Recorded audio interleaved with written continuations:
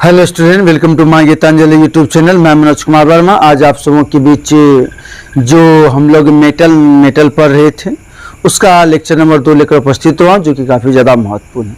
मेरे प्यारे दोस्तों, यदि आप इस चैनल में प्रथम बार जुड़े हैं तो इस चैनल को सब्सक्राइब कर लीजिए, शेयर कीजिए अपने दोस्तों के साथ, ताकि वह भी अपनी पढ़ाई कर सके।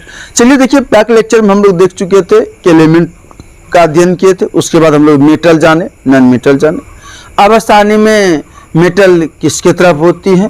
तो आधुनिक आवर्त सारणी में जो धातु जो है या बाईं ओर और धातु क्या होती है, दाईं ओर होती है। और धातु और निष्क्रिय गैस जो है वह दाईं ओर होती है। निष्क्रिय गैस की संख्या 6 है। हीलियम, नियॉन, आर्गन, क्रिप्टन, जेनन, रेडन, यह निष्क्रिय गैस है।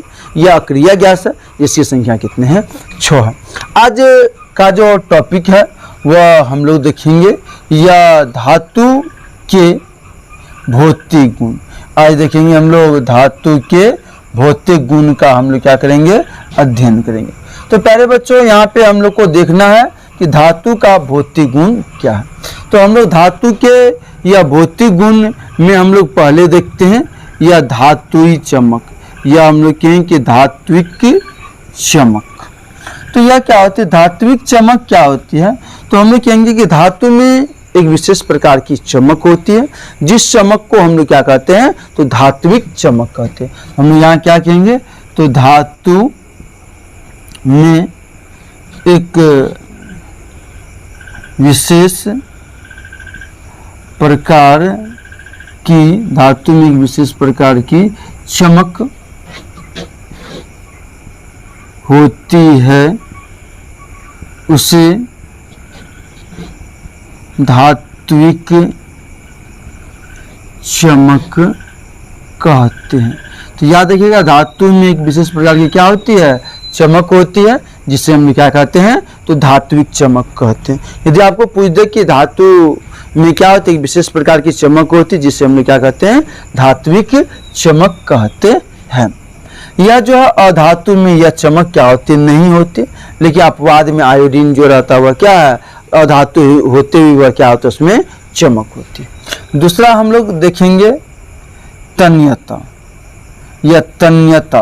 तो धातु में एक विशेष प्रकार की गुण होती है, जिसके बदौलत हम लोग क्या करते हैं, तार खींच सकते हैं, उसे क्या कहते हैं, तन्यता कहते हैं। तो धातु में ये क्या होते हैं, विशेष प्रकार की गुण होती है, जिसके बदौलत हम लोग उसका पतला तार खींच सकते हैं, उसे क्या कहते हैं, तन्यता कहते हैं। तो हम लोग क्या कहेंगे, धातु में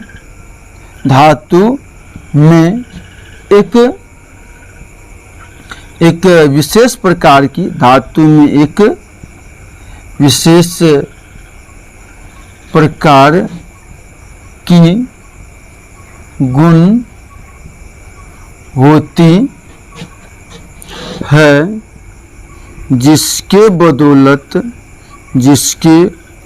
है, जिसके बदौलत इसका पतला तार खींचा जा सके।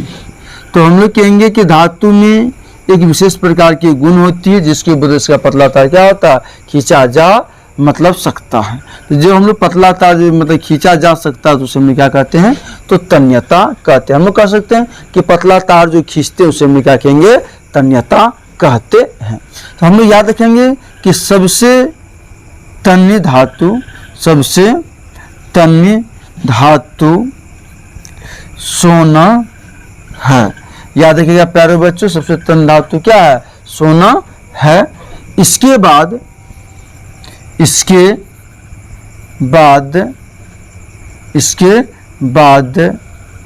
चांदी है। यानी सबसे तन्य धातु सोना है और उसके बाद क्या है, चांदी है। याद रखिएगा, 1 ग्राम सोना में 2 किलोमीटर तक, 1 ग्राम सोना में 2 किलोमीटर तक यह तार खींचा जा सकता है। तो आप लोग याद रखिएगा 1 ग्राम सोना में कितना किलोमीटर तक तार खींचा जा सकता है, 2 किलोमीटर तक यह तार क्या होता है, खींचा जा सकता है। और तीसरा जो इसका जो भौतिक गुण है वह है आप लोग को आघात वर्ध्यता।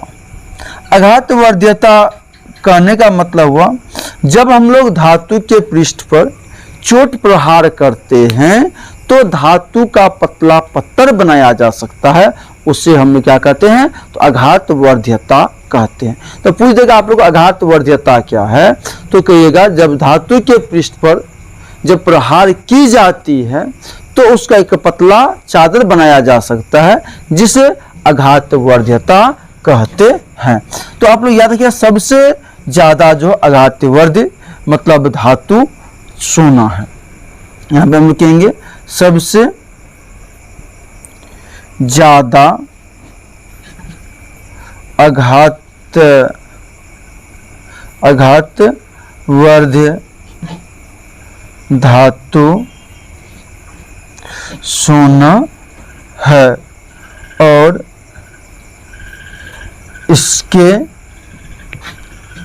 बाद चांदी है। याद रखिए सबसे अधिक आघातवर्ध धातु कौन है, सोना है और उसके बाद क्या है, चांदी है। इसका क्या होता है, सोना का पतला पत्थर जैसे हमने क्या 0.0004 यह क्या होता है पतला हम लोग क्या कर सकते हैं, पत्थर क्या कर सकते हैं, बना सकते हैं। यह क्या था, धातु का गुण था, धातु के गुण थे। यह हम लोग इससे यह भी होता है धातु का घनत्व जो है यह प्रायः क्या होता है, उच्च होता है, जो इसकी क्या थी, यह इसकी विशेषता के अंतर्गत आती है। तो यदि आपको पूछ दे यहाँ पे यदि सबसे यह तन्य या धातु कौन है, या इसके बारे में यह सबसे ज़्यादा आघातवर्ध्य कौन है, तो आप इसको याद रखिएगा।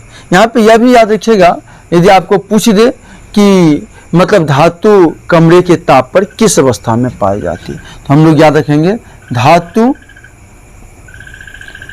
कमरे की ताप पर ठोस अवस्था में पाए जाते हैं। याद रखिएगा धातु कमरे के ताप पर किस अवस्था में पाए जाते हैं, ठोस अवस्था में पाए जाते हैं।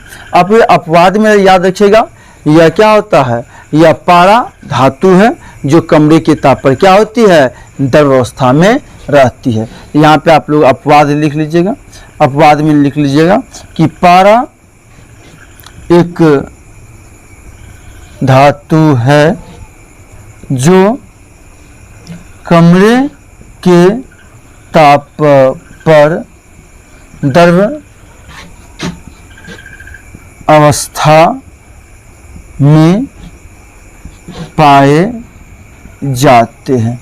याद रखिए पारा एक यह धातु है जो कमरे की ताप पर क्या होती है, द्रव अवस्था में पाए जाते हैं। यहाँ से एक और बनता है कि विषा धातु के नाम बतावे, विषा धातु के नाम बतावे जिसे चाकू से काटा जा सकता है।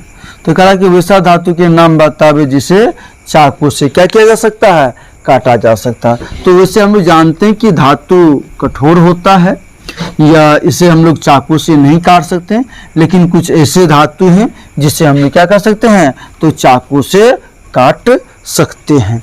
तो इसमें यह क्या हो जाएगा आप लोग को, सोडियम, यह क्या हो जाएगा, potassium, lithium, sodium, potassium, lithium, यह सब धातु को हम लोग क्या कर सकते हैं, तो चाकू से काट सकते हैं। यह क्या था, काफी ज्यादा महत्वपूर्ण ऑब्जेक्टिव था। तो इस लेक्चर में हम लोग यहीं तक रहेंगे, तब तक आप मेरे साथ बने रहें। जय हिंद, जय भारत।